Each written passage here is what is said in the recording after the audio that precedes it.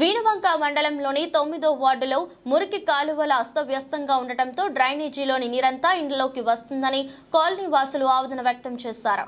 Veenavanka drainage వ్యవస్థ అస్తవ్యస్తంగా ఉండటంతో ఇండ్ల మధ్యలోకి మురుగునీరు చేరి ప్రజల రోగాల బారిన పడుతున్నామని ఆవేదన వ్యక్తం చేశారు.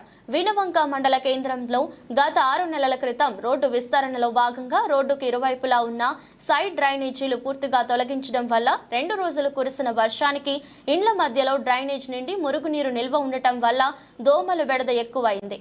వెంటనే డ్రైనేజీ నిర్మాణం చేపట్టి ఇండ్ల మధ్యలోకి మురుగు రాకుండా చూడాలని ప్రజలు అధికారులను వినతి పత్రం ఇచ్చి అందజేస్తున్నారు. అధికారులు పట్టించుకోవడం లేదని గ్రామ ప్రజలు ఆందోళన చెందుతున్నారు.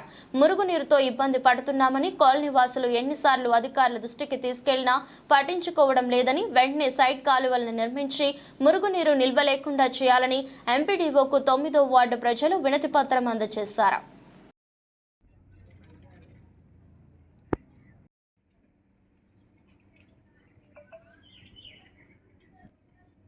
మురికి కాలువలు తీస్తలేరు, ఇళ్ళకి నీళ్ళు వస్తాయి, వాసన వస్తుంది. మురికి కాలువలు తీయాలి సార్ అని ఈ డ్రైనేజ్ వ్యవస్థ అస్తవ్యస్తంగా మారడం జరిగింది.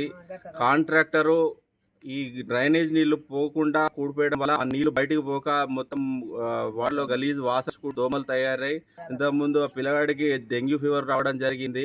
అధికారులకు ఎంపీడీఓ గారికి, గ్రామ పంచాయతీ సెక్రటరీ గారికి, పోలీస్ స్టేషన్లో మేము అప్పటికి దరఖాస్తు ఇచ్చినప్పుడు కూడా అధికారులు పట్టించుకోవడం లేదు. తక్షణమే స్థానిక ఎమ్మెల్యే గారు కానీ సంబంధిత అధికారులు వెంటనే ఈ వాడ మీద ఈ డ్రైనేజీలు అనేటి ఆల్టర్నేట్ వాటర్ బయటకు పోయేటట్టు చేయకపోతే ఈ వాడ మీద పబ్లిక్ చాలా ఇబ్బంది పడే పరిస్థితి ఉంది. వీణవంకలో ప్రతి డ్రైనేజ్ పరిస్థితి ఇట్లనే ఉన్నది. వెంటనే కాంట్రాక్టర్ స్పందించి ఈ డ్రైనేజ్ నీళ్లు బయటపడిన తీయకపోతే వర్షాలు కొట్టేలో మొత్తం ఇండ్లకు మునిగే పరిస్థితి ఉంది.